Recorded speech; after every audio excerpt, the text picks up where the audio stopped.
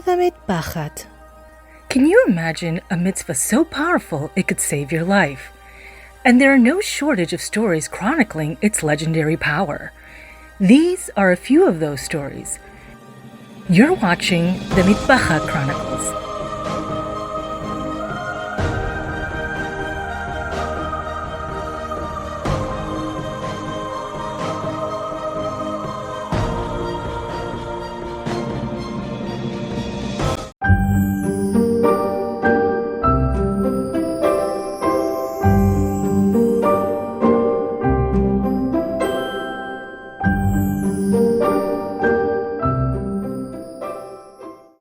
Hi everyone, Siyata Dishmaya. Welcome to the Mitpachat Chronicles.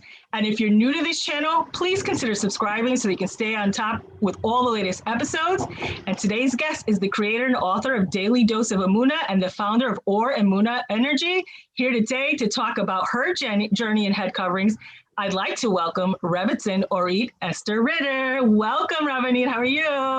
Baruch Hashem. Thank you. How are you? Oh, thank God. Thank God. So I'm so excited to have you on. I'm so excited to hear about your journey. So tell us a little about yourself, what you do, what you're doing now, what's going on, how's the land of Eretz Israel? Let us know. Baruch Hashem, back here in Israel. I was here as a young child. Now I'm back here for 12 years. We made it back our Aliyah, status back 12 years ago. And, my journey is quite complex, but you can't teach Emuna unless you've been through the Emuna fires. That is true. That is true. There's something, it's like childbirth, right? Like remember the first time they gave you the books and they said, this is what you're anticipating. And then you go through it and it's nothing like what you thought it was going to be. Yeah. Nothing could teach you about life more than life itself. That's for sure. That's true. I always say, "Mi betzarich chazeh Eloka." From my flesh, I know you, Hashem, and that's really, right. It's true. No, it's really true, and it's such insight that you get. And it's like that Chachma Bina Dat. It's like you learn, you hear about it, and then you experience it, and now you've got something to say. So until you've gone through it, you really don't know. Absolutely. So I've been involved with, teaching at the Daily Dose of Emuna for over a decade, and it's been quite a journey. I actually, I say I'm first an Emuna student before I'm an Emuna teacher. I really prefer very, very much so to constantly learn and integrate and try to become that Emuna ideal, personality that I try to, teach others. It's a work in progress, though. It's a work in progress. And just when you think you've got it, like a new challenge comes that breaks the old mold. So yes, for sure. I always like to look at, life as becoming and growing and being something new, something that, and that's really the derech of Chassidut, the derech of the Baal Shem Tov, is that you should always try to become that which you weren't yesterday, and life teaches you how to do that. That's true. Yeah. So that's what I've been involved in the last decade, really teaching Emuna and trying to become that Emuna student that I try to teach others, to be. It's true, and I find Emuna is such a like well-received topic, right? But there's one area in life that Hashem has really taught me Emuna, and it's that in the head coverings. I mean, talk about a new level of Emuna that you're going to have with Hashem. Yes. I mean, it's, head coverings, it's such a difficult mitzvah for a lot of people. I myself didn't struggle as much. I'm not going to say I didn't have my struggles. I certainly did, especially when you're going out for the first few times and every new experience, which you're going to, when I went to my job, when I went out, when I saw my family. And, I think sometimes, it's so funny. We talk about Emuna and we go through the classes and, we know we have the knowledge, we have the knowledge, and then we go out and it's actually applying that knowledge. Oh yeah. Right? And I want to know, how was it for you starting this journey? Because you are a very public person. You do go out to speak. And you're going out and you're covering your hair. I mean, I'm sure this was not like, I'm ready to go tomorrow and I'll do this way. How did you get to this point in covering your hair? Because I'm sure it takes a lot of Emuna in this area. Oh yeah. So my whole journey in coming back to tshuva was actually quite, everybody's got their story, but it was quite fascinating. My whole journey in general, coming back to tshuva, was quite hysterical, actually. I'm a chef by profession, and I was working in catering, Right. and that was not from. So I don't know what. Obviously, Hashem had a plan, but he decided that I should open up a glad kosher catering company, even though I was not even keeping Shabbat, unfortunately, at the time. So in order to be able to do that, I actually went under Hashgacha Chafke. Right. And, Rabbi Center, the whole Center family, they know me very, very well. My journey is actually one of quite surprise to them, because I don't know if they even expected me to become from after giving me mashgiach after mashgiach to watch over my ovens. But anyway, it was really quite a journey. And as I was preparing for various different glad kosher events at different mashgichim, was talking to them. I had a background. I had a yeshivish background. That's a story in and of itself. When I was a younger child, I did go to yeshiva in Yeshiva of Kings Bay in Brooklyn, but we never really kept Torah in the house. Right. And so when I was asking the mashgichim, questions as we're cutting potatoes and preparing, sliced, whatever chicken cutlets for these events, I'm asking questions, and I'm very inquisitive, and I'm a truth seeker by nature. Right. And I found myself getting drawn closer, closer to Hashem, and really recognizing the truth in Torah. And when I came to my husband and I decided to pop it on him, he was not quite thrilled, to say the least. And it took a lot of Emuna begins. Talk about Emuna, yeah. Talk about woman's bina that has to start working on that level. Now there's a whole other art form that we have to start introducing to the world, right? Like, yes. How do you get your husband to see the truth when you are exposed to it? And I have a lot of women today who actually will say that to me. They want to take upon themselves really either wearing tichels versus shaitels, or they want to increase their tznius or whatever, and their husbands are not on board. And I totally understand, because we live. I'm not too far from New York, and I know some communities here that the women want to do it, and it's the men who are giving them the hard time, which is shocking.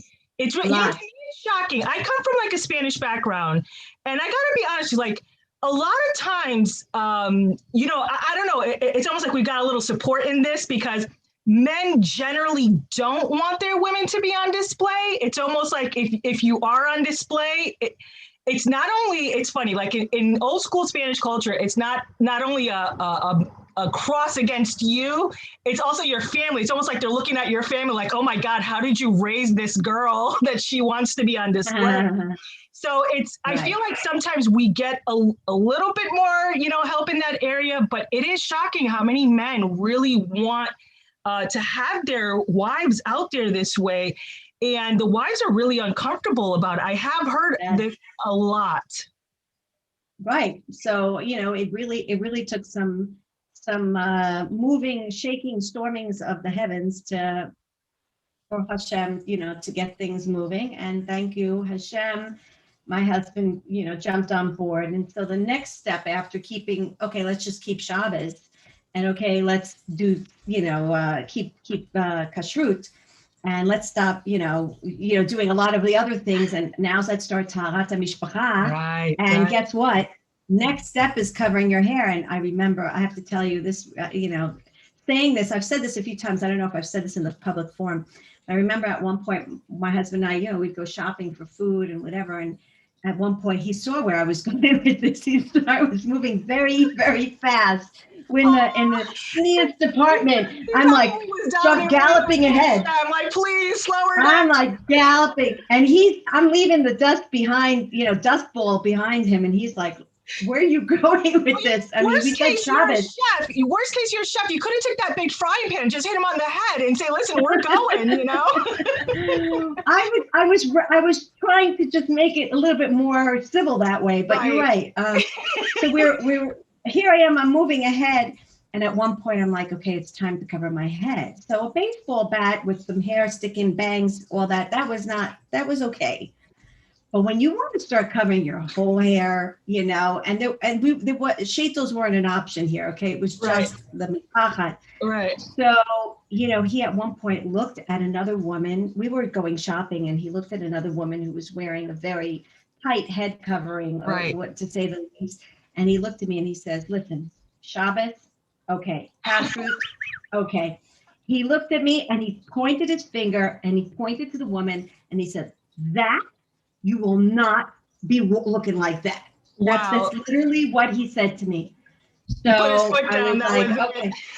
I kind of understood we were at a wall here. So again, you hit his threshold for his comfort level. yeah. So I remember I even called one of the rebbeim at Kaf K, and I was crying to him, and I said, "I really want to cover my hair, like I really do. What am I supposed to do?" And he had a conversation with my husband, and it was so interesting. Just the whole process was really such siyata dishmaya. It doesn't make sense to me at all. Right. He was so gung ho against it. And then at one point, he was the one telling me, "You've got hair sticking out of your, you gotta tuck it in." And he was the one that kept at one point upgrading me more and more and more and more. And again, for us, I don't know why it wasn't that it wasn't accepted in our community. We were in Fairlawn, New Jersey. There were women who were wearing wigs, but it was just not something that we even considered. It was straight wearing the mitpachat. It was straight wearing the tickles. And once it was done, it was done. Right. It was just done, and that's where I am today. I know it's so funny because it's not, I think for some of us, we think it's just us that's going through this mental, do I do it? Do I not do it? What are people going to say? We tend to forget that there's a whole husband next to us who also has his thoughts and ideas and his feelings about it too. And it's funny. I don't know, like, now here we go. Like, here's just my personality. Maybe it's the Spanish girl in me, but it's like, who knows? Maybe I have a little chef in me too. Because as a side note, I'm gonna tell you a chef joke. Okay, we have a tradition in my family. You give a pot to the woman when they're getting married, and usually it's one that you've used. It's got all the love and all the joy, and and all. But when I got married, I got a very heavy duty frying pan, and I think maybe they were trying to tell me, listen, you may need this once in a while in your life, But it is, I don't know that I ever stopped to ask my husband. I just said, this is what it is. We're doing it, right? Wow. But I got to tell you though, I'm sure that he had his feelings, but I got to say that Baruch Hashem, he did come over very quickly. And I'm not sure if it was, I think I'm going to ask him now that we're on this subject. I don't know if it was that he saw how important it was for me.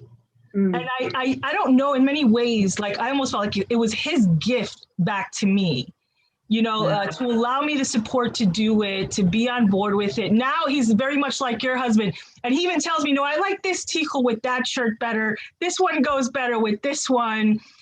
He definitely, and I have to tell you, I was like very surprised because I wasn't sure how he would feel about it. But thank God, I have to tell you that he has not only grown in accepting this mitzvah, but I got to tell you, and I've said this before in another episode that I did, that the more that he saw myself modest, when he saw someone unmodest, he was starting to get these natural reactions to start to want to like cover. And like he was almost having like this, like the way that he looked at my mitpachat the first time is now the way he looks at somebody who's not, he's like, what is this? Like how, like no, what? because you grow a spiritual sensitivity, you grow a tznius sensitivity. Listen, even me as a woman, I sometimes have, my eyes sort of wander. Right. Certainly, I'm sure in the States or out of Israel, it's even more so. But here I live in a very tznius. Ramat Bet Shemesh is very tznius. Right. I mean, even the chilonim, so to speak, they're not yet observant. You really are quite tznius. But I know when I travel to the States, it's like a bombardment all the time. I don't know how the youth, you and I, I'm of a certain age, and I can remember like you would never even see anything. First of all, things of women's undergarments, they were never flaunted the way they were. Right. Even their catalogs were very discreet in the way they were mailed to you. Yes. You never saw anything of that nature, at least until 10 o'clock, and it had to be on some kind of paid, like a HBO or something of that nature. Right. And now, what's going on here in the States is very shocking. I mean, things that you think would have never, even 5 years ago, would have thought could be possible is now possible. Yeah. Some of the curriculum that they're now even teaching within the schools, it's very shocking. Right. And all I can say is that I wish I was in your town, and I think there's going to be a lot of us. I pray there's going to be a big aliyah going to these towns, because it's a bombardment. I don't know how the youth, you can see now why the sages said, I don't want to be in that. Right, to live in this generation. For sure. You don't know. And the thing is that I think that was another reason why I felt like this was so important to do a video series as opposed to a written series, because I think that the same way the Satan is bombarding all the world with these things, that we need to fight it the same way. I wanted to have women showing their styles of mitpachat, showing not only their personalities, I think it was in, I had another episode, and I was talking about how, a Jewish doctor, thought that I was being beaten and somehow suppressed simply because I'm wearing a tichel, and I feel like with all these women libs, where's my right to choose to be modest? Where's my support? Like, I love being modest. I love wearing my head coverings. Right. I love being a mom. I love being a wife. That doesn't mean that I'm being suppressed in some way or. Right. So for me, the wearing of the mitpachat is, when we say it's a crown, for me, that's exactly how I feel. I feel that I am actually declaring, if anything, I'm declaring a sense of royalty. Right. I feel one of the most important things for me, my motivational factors, wearing a mitpachat, and I wear them to sleep. Like, really, the four walls of my house really very rarely, if any time, see. If I only get dressed in the bathroom, I change my. Me too, and that's been since young. Right. If I forgot something, I will go out, covering my hair with a towel. Like, I don't go. So for me, though, the reason, my motivation is because I know the Kabbalistic teachings and the sacred teachings, they teach that this is how we safeguard our children. You know what? I can't do very much for my kids. My kids have their own mind. I can give them chinuch to the best that I can. But if I could do one thing, is it a sacrifice? Yeah. Is it a sacrifice for me to wear two coverings? I wear a sock and a mitpachat. Is that not it's a huge sacrifice, especially in the summertime. And in Israel, in Bet Shemesh, the house of the sun. I mean, I wear two long sleeve shirts with collar, and a slip and a skirt. Right. Everything is double. Everything is double. Is it a sacrifice? Of course, but I'll tell you, for me, I feel like this, my it's not just my Emuna, it's the Torah teaching. Right. This is what's going to safeguard my kids. Now, I don't know what Hashem, how he safeguards them. This world, the next world, it doesn't matter. I have Emuna that I know that whatever it is that I'm doing, it's not going for naught. Right. Will I not look more beautiful in a sheitel? You think, as a public teacher, I haven't thought about it 300 zillion times. I know. Everyone's wearing it. I have to tell you the story. Okay, we can't have this interview without the story. So when we were living in America, okay, at one point we were invited to a wedding in Lakewood. Okay, now Orit Esther doesn't compromise. She goes with a tichel. I tried one time going out with a sheitel. I got into the car. I made it to the place. I couldn't get out of the car. I told my husband, take me back home. I got to put my tichel on. I just didn't feel right. I actually wore it. I said, you know what? I'm going to this place. I bought a nice sheitel. I said, whatever, for me, it didn't work. It doesn't work for me. It doesn't work for me. Okay, so anyway, we're going to this wedding in Lakewood. There were at least 700 people in this wedding, like literally. And I'm telling you, I was the only woman with a tickle. My husband knew to spot me. He's like, that's There's only one in the crowd, only one. did I feel out of place? Yeah, I really, really did. But again, for me, this is how I felt. I felt like this is my royalty. And if it means that I stick out like a sore thumb, then that's okay. I'm with my truth. This is my truth. This is the way I was taught to do. Now, again, everybody's got to go by their Rav. Right. Everybody's got to go by their, but wearing a head covering for me is protecting my kids. I'm glad that you said that about your truth, because I remember there was a book that came out from Muncie, and when it first came out, it was called Adorn with Dignity. And I remember some of the contributors gave the book to me. It was after I did a lecture on head coverings and to tell my journey as well in Muncie. And they gave me the book. And, this was a town that very frum. They don't have YouTube. They don't have a lot of these things. And they knew I was teaching on there. And they said, I really would appreciate if you could teach this book. And I did. I actually taught it the first time on WhatsApp, got a lot of heat for it. And the second time I decided to put it on YouTube. And I got to tell you that I remember saying that had I gone any other way, I would have felt like I was letting myself down each time. And again, it's like you said, it works for other people. It just did not work for me. Like it would not have worked for me.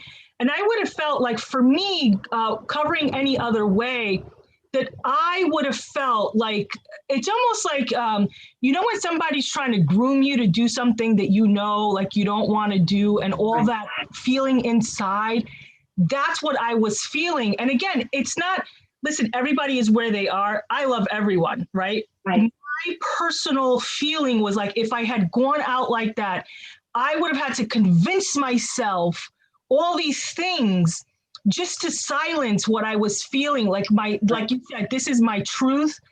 This is my crown.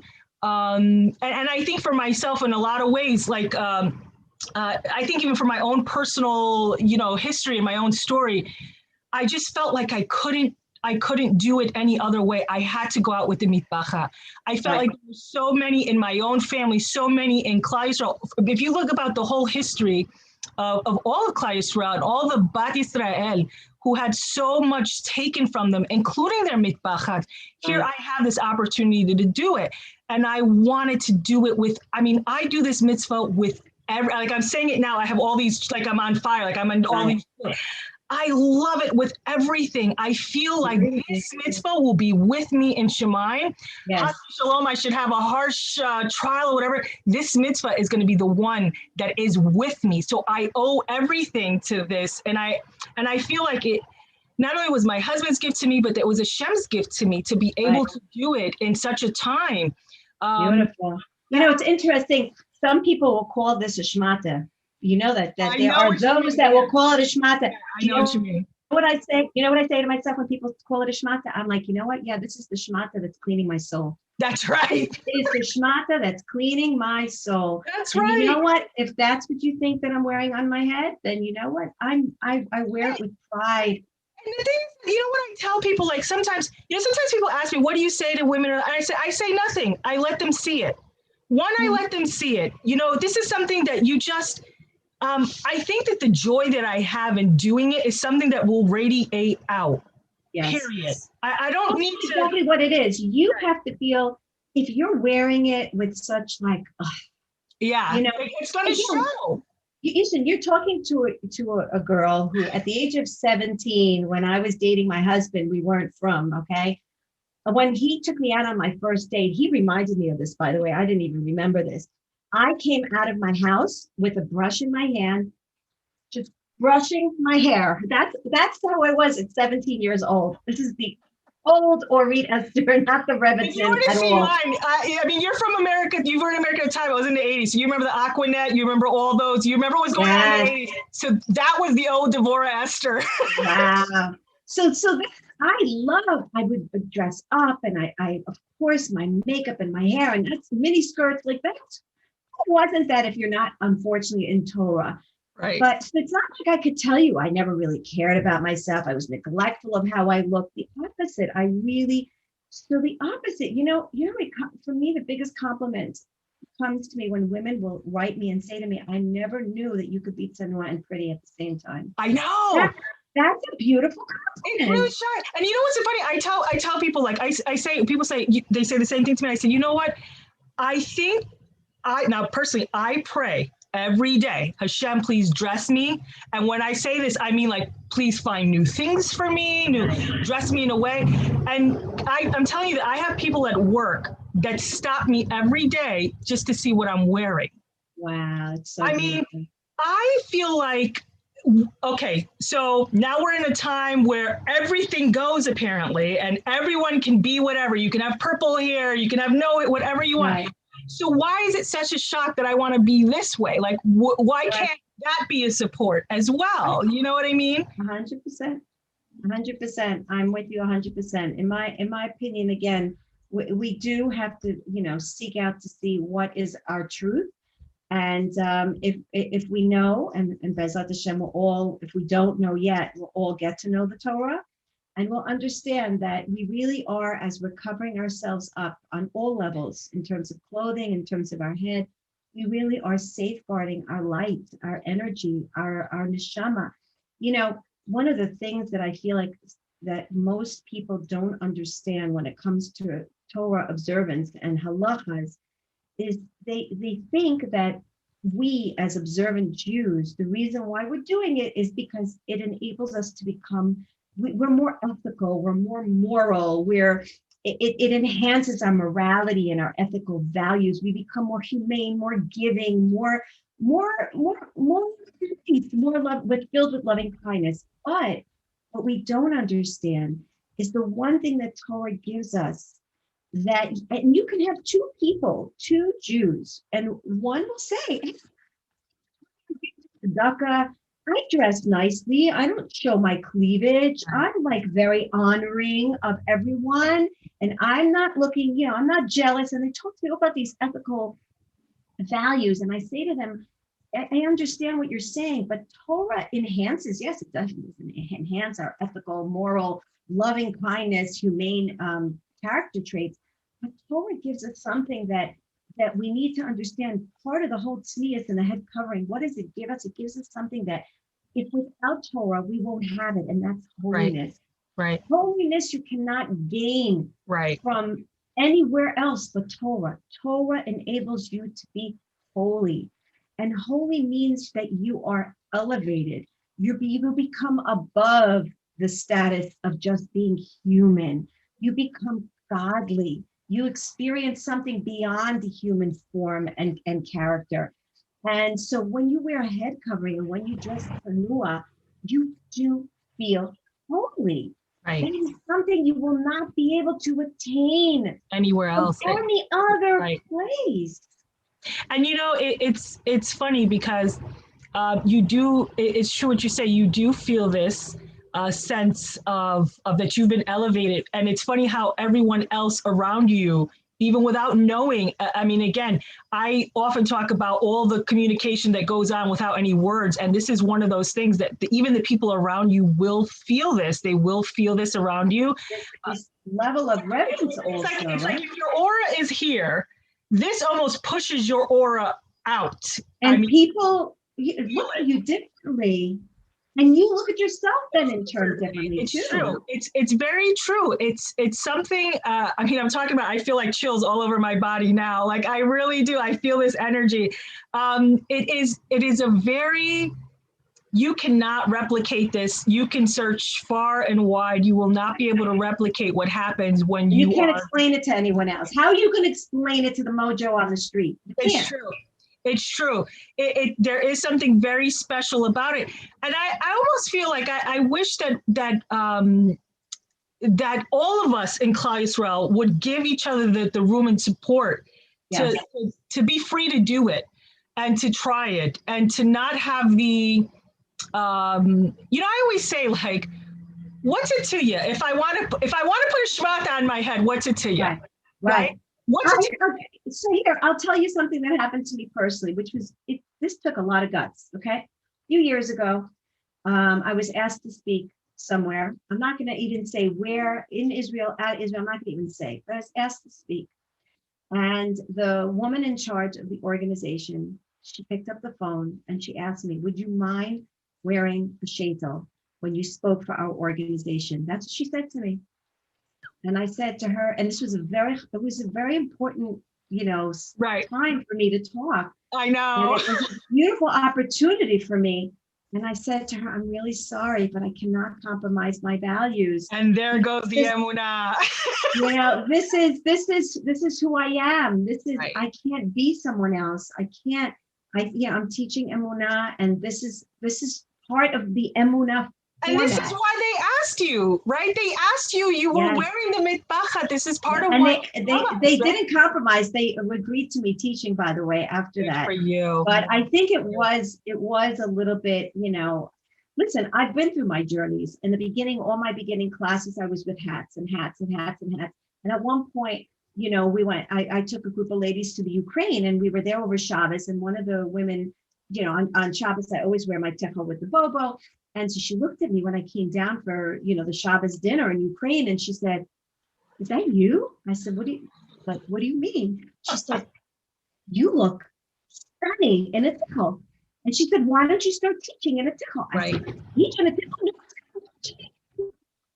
I said, I compromise, and I don't like hats. I don't like the way I look at hats, but I would always wear them because I figured that was more generic, more acceptable. Right. I was just going to say, it's true. It's more like run of the mill. Yeah, and it's, I don't know why we do this to ourselves, right? Like we say to everybody, you have to accept everyone and blah blah blah, but we don't even we're always trying to compromise to make everyone else feel okay, and yet we're the ones suffering. We're the one that feel like we're robbing ourselves of our truth. And I think that whenever you do that, something happens to your neshama, and it's not something good. Like whenever you compromise that. And you start going through, it's almost like, when you beat yourself up. I felt like that's what would happen if I went out any other way, that I would have to then talk myself down. Why didn't you just stand up for yourself? Why didn't you just this? And I'm wondering, it's shocking and to find out how many other women also go through that. I think it's something we do have to talk about and say, listen, this is a real reaction, recognize it's happening, and you can have, because I think whenever you ignore that inside voice that's screaming, that's it. You can't address it, you can't approach it, you can't bring it up with your spouse, whatever it is, because you can't even face it yet. If you can't face it, you can't deal with it. I mean, that's the bottom line. Well, I'm telling you, after this encounter with this one particular, it's a Tzaddikus that she told me, and I was like, really? And she did not leave me alone. We had another 2-3 days for the trip. She didn't leave me alone. She says, oh, you here from now on, you change your profile picture, you change your status, you change it. Only because, and you know what? I started changing over my wardrobe, so to speak. Right. And you know what? The response was unbelievable. I was so surprised. And whatever, maybe it's because I'm in that public forum or whatever, but most of the women said, wow, I like your new look. They would always say, I like your new look. It's not my new look. It was my old look. Always my look. Yeah, it was always my look, but I really was a little concerned to show it. And we all have to acquire Emuna, and when like you said, when it comes to our true self, we have to know that the truth is with Hashem. Right. You know what? So they'll be frowning, but you remember Rabbi Akiva and Rachel. I know. So they laughed at him. And the third day, they just oh, it's just Akiva there, or Noah building the ark. They were looking at him, and after the third day, oh, Noah is building his ark. People get used to it. You just have to stay. It's so funny. I was just going to say, my aunt has a saying in Spanish, todo se costumbre a todo. Everyone gets used to everything. Yes, and I remember when I first took it on, and the other thing I took on, because again, in some Spanish circles, they're very, when you go to say hi to someone, huggy, kissy, blah, blah, blah, and again, right. And so when I started to say, not with the men, and I remember saying, how do you think this is going to go over, right? Because now it's and she said, todo se costumbre a todo. They will get used to it. Wow. And she's not, listen, she's not even from, she's not like, and this is what her thing is. And it's true. When, it always brings me back to that pasuk that says, when the Meraglim went in and says, we were grasshoppers in their eyes, Right. then you will be grasshoppers in their eyes. If you yourself have not come to a place, this is why I say you can't, when people say, what do you say to somebody? You don't say, you have to, this has to be you. You have to, like the way you married your spouse, you have to marry this mitzvah. It has to be one with you. You will go through your ups and downs with it. But when you see yourself as more than a grasshopper, you better believe that people will also take note of that as well. What you're putting out, people will pick up on. If you don't believe it, they're not going to believe it for you. That's just the way it is.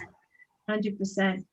Wow, this was definitely inspiring for me. I'll tell you, listening to your stories, you have no less of stories to tell here. I figured this is what's so great about, I hope will be about the series, that women will come out, they will tell their stories, we'll have these conversations. And so many conversations. I mean, over the years, like there's no shortage of stories, and I've been so blessed to hear a lot of them.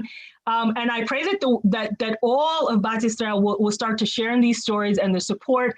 And really, I hope that there will not be this continued rhetoric of this versus that, and just the true support of women and where they are. I mean, and the thing is that I think also too, sometimes when we voice the things that had concerns for us, it helps, because I think sometimes you think you're the only one, right? Because you're having a conversation in your head until you voice it and people start to say, yeah, me too. So I really felt like it was important, especially in a time where the Yetzer Hara is bombarding. And I mean, he's working overtime to get this message of less is more. And the truth is that less is less. It's just taking more out of you. And I wanted women to know that you can be beautiful, covered up. I can't even tell you, I almost feel like I want to start putting together a video of clips of some of the goyim that are coming up to me, either stopping, whether it's in my place of employment, whether it's on the street. I have people that stop my husband and say, your wife is like, wow, Wow, that's beautiful.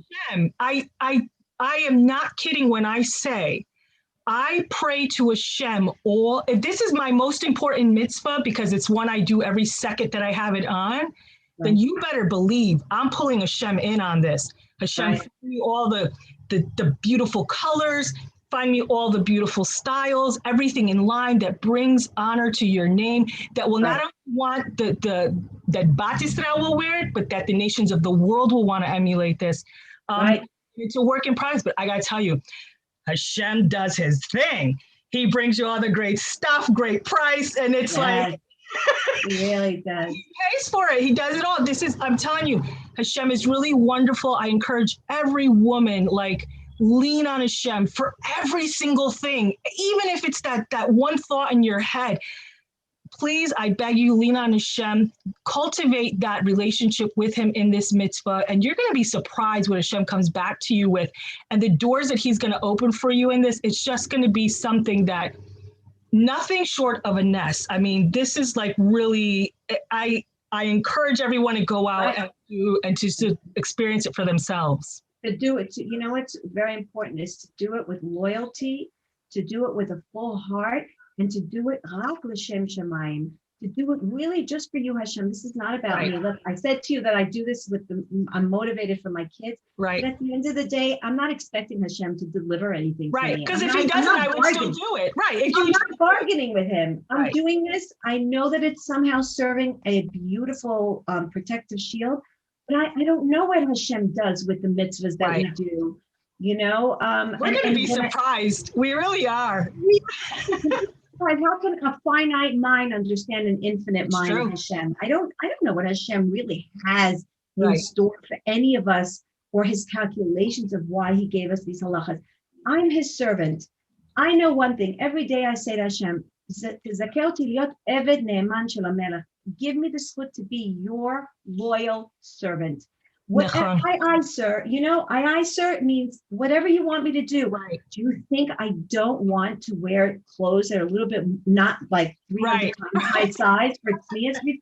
I mean, I don't want to wear the pencil skirts that, Right. would fit and show exactly my figure. I mean, I'm not saying I'm gorgeous, but I mean, I have a figure. Right. No, I wear the skirts that are a little bit wider, one size bigger. You don't see my bra straps. I don't want you to Correct. see what I have wearing underneath me. I don't want you to see my underwear lining, with all due respect. When I twist and turn, it's none of your business what kind of underwear I'm wearing, with all due respect. You know, but again, us women, we love beauty. So there Yes.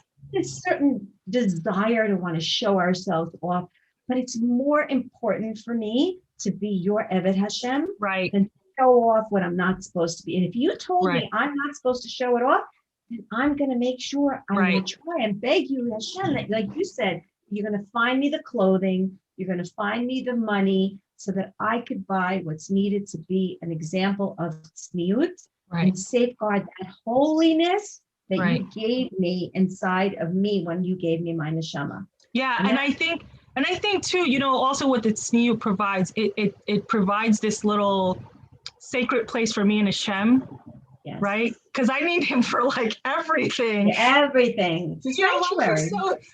is like has a lot of challenges, and I'm telling you, and even somebody, I was diagnosed with lupus many years ago, and that was a big journey. And I felt like, so I'm also aware of just, the strength that Hashem gives you just to get up in the morning. Like there's days where that is a real thing. And so I feel like this provides this nice, safe space. And when you're cultivating your relationship with Hashem, I think more, first of all, you got to have a relationship with yourself, but more than that, you have to have one with Hashem. Those are the two relationships that are going to count for everything, because they're the constant. Hashem is the constant, and more than even with yourself in this Gilgul, he's been with you for all time, and he knows exactly what you need. And, it's just, it's wonderful to connect with this. But speaking of connecting, you are involved in a lot of great projects, and I want you to tell people what you've got going on today for perhaps somebody who's new to this channel, or seeing this for the first time, or seeing you for the first time. Please let us know everything that you have going on, because you have a lot of exciting things going on that I think a lot of women in Beit Israel would love to know about. So please talk to us about that. Thank you. Thank you so much. So I do teach at the dailydoseofemuna.com. Those are free articles and a lot of shiurim, also on Torah Anytime. I also have a YouTube channel, but all the classes are on Torah Anytime. I have all that's of course for free. And then I also have an Or Talk podcast that I put out on SoundCloud and through WhatsApp. That's also, just inspiration on Emuna, emotions, and, just overall wellness and energy, how to boost your energy.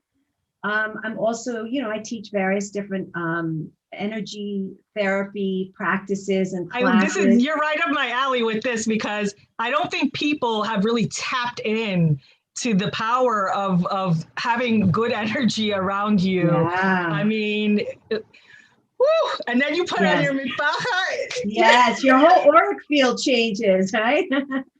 So I mean, this is also a very new, it's a pioneering, step for me, going out. I wouldn't say going out, but sort of branching and expanding the Emuna perspective, the Emuna teaching, the Emuna healing, to the whole idea of energy therapy and energy medicine. Which is really great, especially for past traumas and things of this nature. Yeah. This is like instrumental. Sure.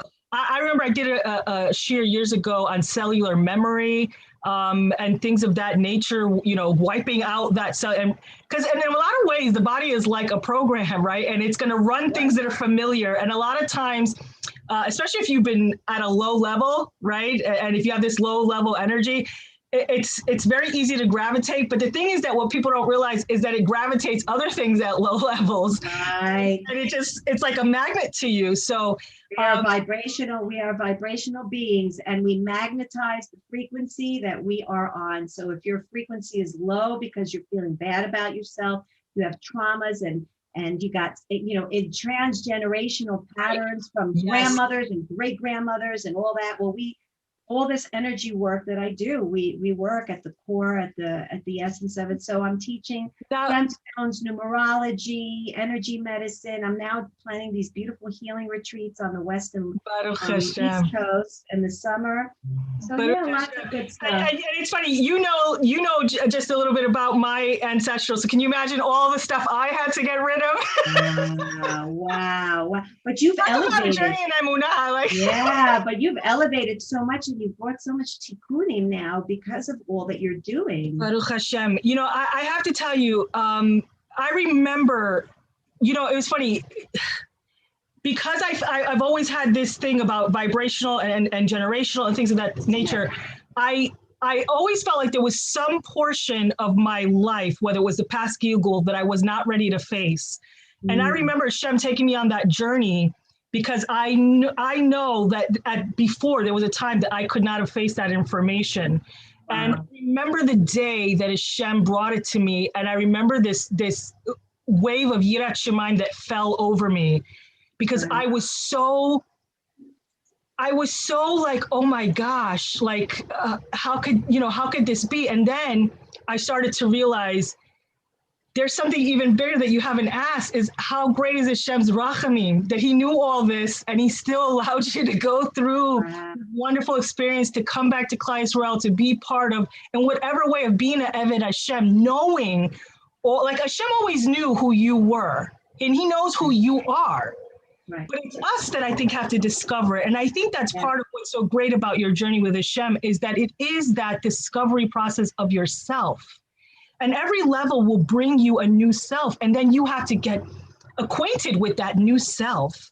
And I felt like when I realized the moment of my own ancestry and who some of my ancestors were, I knew that I had such a much deeper relationship with Hashem that had been ongoing. And I was so grateful in a way that I don't think that I'll be ever able to articulate.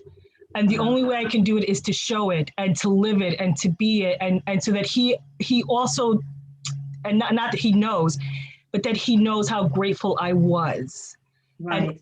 And will always be for his Rahmanis on my life, on my family's life, for bringing me in this journey. He could have chose anyone in my family and he allowed me to do it.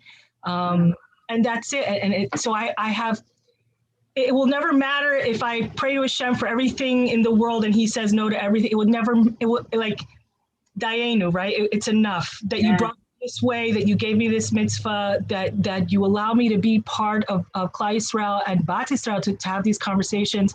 It is everything. It is everything to me. I'm so grateful to him.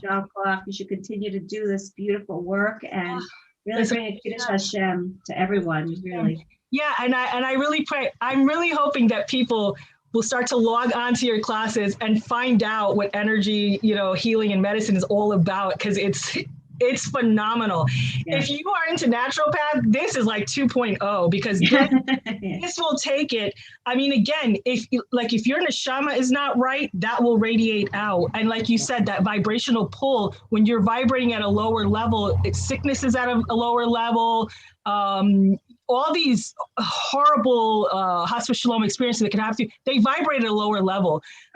But when you're at peace, and there is something about being at a higher vibrational level, the peace that comes to you, you feel centered and focused, and you feel like you can stand in your truth. So I think there's a lot, there's a lot there that people are just not aware of. And as we get closer to Mashiach, all this is becoming revealed. I know. And I wonder if it's the fact that we'll be vibrating on a higher level that we'll be able to see Mashiach at that point. You know what I mean? For sure. We're becoming less muddled with all our traumas and fears, and we're becoming more enlightened beings on the level of our soul and enlightened. The filters are coming off. Right. Hashem is taking, that's why all this evil is like surfacing, because Hashem is taking off. He's like, I crushed down here. Now I'm going to start opening it up. Let it start, dissipate. But in the meantime, as it dissipates, we're experiencing all this garbage. Right. But it's soon going to leave. And then all of us will be elevated up together with all this new light, and we'll I'm be excited. I can't wait. I feel like today. Yes, please. Yeah, we'll be there. Please, Hashem. Well, I've had so much fun with you today. It's been an amazing conversation. I pray Bezrat Hashem will be able to do it some way, somehow again. I'm happy, listen, I'll probably have, maybe I'll ask you back on energy medicine. I love this subject. It's a really great subject. And I really feel people haven't tapped into the power of this, that Hashem just has this out there waiting for you to discover. And when you discover, your life really will change. So everyone's looking, I'm going to be linking some of the descriptions of some of these classes down in the description box below. Please, please, please log on, find out what this is all about. I want to thank you again, Rebbetzin, for coming out and speaking about your journey and inspiring all Bat Yisrael. I pray that we will see you again soon. But that's it for today. And I hope we'll all be together again soon. B'ezrat Hashem. If you've enjoyed this video or know someone who would, please share it. Tzikul mitzvot. If you'd like to be notified of upcoming episodes for the Mitpachat Chronicles, click subscribe to be notified.